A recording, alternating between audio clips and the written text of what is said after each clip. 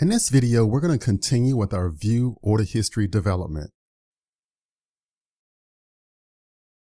All right, so we have the Spring Boot backend developed. Now let's go ahead and focus on the Angular front end. So just as a refresher, we're going to have a button over in the top right for orders, and then we'll display the orders in the UI. So we have all the data coming from the REST API. Let's go ahead and focus on doing the Angular UI development.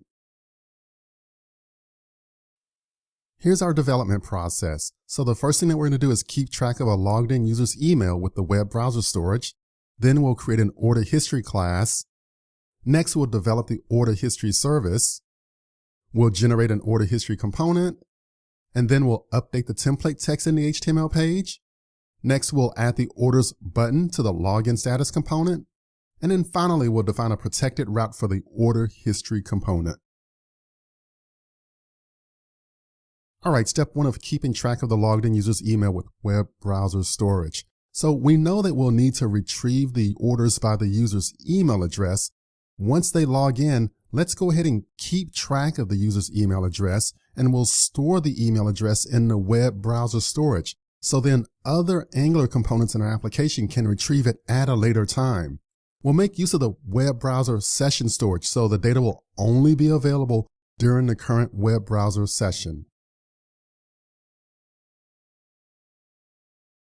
Okay, so here's the coding here for keeping track of a user's email with web browser storage.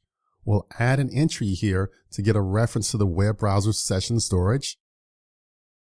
Down in the get user details method, this is where we check to see if the user is authenticated. If they are authenticated, then we'll go ahead and get some additional information about the user. In particular, we want to store the user's email in the web browser session storage.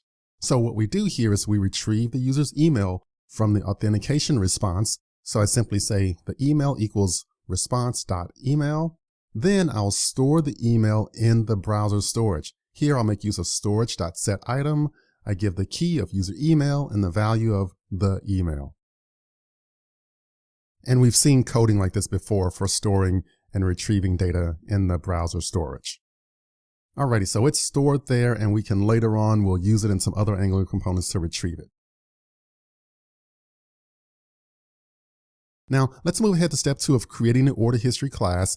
We'll make use of the Angular CLI for ng-generate class common/order history. It'll give us a basic stub class, and then we'll add these 5 fields to the class. So I'll have a field here for ID, the order tracking number, total price, total quantity, date created. So eventually we'll be able to use this information in our UI components for actually displaying the appropriate data for the orders. In step 3, we'll develop the order history service. Again, we'll make use of the Angular CLI, ng-generate service, services/order history. And then we can move into the coding here for this class. The first thing we'll do is we'll set up the order URL /API/orders. We'll set up our constructor. We'll inject the HTTP client. We'll create this method here, get order history. They'll pass in an email address. So we need to build the URL based on the customer email. So we simply call the order history URL /search/find by customer email equals, and we use whatever value they pass in to this method. And then we'll do a return on HTTP client.get, and then we pass in the order history URL. So this effectively calls the REST API. Get response order history is simply an interface that we'll define, and we'll use this to access the JSON that's sent back from Spring Data REST. In particular, we can access the _ embedded entry. In step 4, we'll generate the order history component, make use of ng-generate components/order history. And moving in here to the coding for this class, I'll set up an array order history. So I'll call it order history list, initialize it as an empty list. I set up a reference here to the web browser session storage. In my constructor, I'll inject the order history service that we just created on the previous slides. In my ng-on-init method, I'll simply call handle order history. I'll go ahead and define this method here. First thing I'll do is I'll read the user's email address from the browser storage. So I use storage.getItem, give the key of user email. And then I retrieve the data from the service. So I say order history service.get order history, the email.subscribe. Once I get the data back, then I assign the data accordingly. So I have this.order history list equals data underscore embedded dot orders. In step 5, we're going to update the template text in the HTML page. So again, we're going to have this nice little pretty table here for orders and list each order. So in our HTML component here, we'll set up a header, H3 for orders. We check to make sure the order history length is greater than 0. Make sure we have things to display. Then I set up the table headers here for order tracking number, total price, total quantity, and date. And now I simply need to loop over the order history list. So let temp order history of order history list. And remember, order history list is defined as a field in our class, and then we can loop over it and display that data.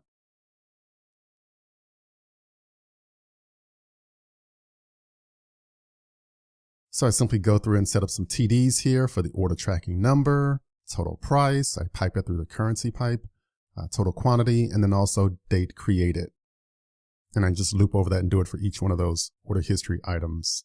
And then notice here for date created, I make use of a date pipe. So I set the date format to medium. There are other date formats you can use like short, medium, long, full. You can get the full list at the link I have here on the screen. All right, so we're almost done here. Step 6 of adding the orders button to the login status component. So we've done a lot of this work before. We're simply going to add a new entry here for our orders button. So I make sure that the user is authenticated. I set up the router link to order history and then the class, and then the actual label for the button is orders. And then we'll get the appropriate layout here in our UI for this setup. And then finally, step 7, we simply define the protected route for the order history component. So we want to make sure that it's only available for people that are logged in. So we set up a path order history components to the order history component, and then can activate Okta guard. So this is in place to make sure that the user doesn't try and access the route directly without being logged in. Okta will kick in and guard this given route. Alrighty, so this all looks pretty good. I'm getting really excited here. So let's go ahead and move into the next videos and let's start writing some code.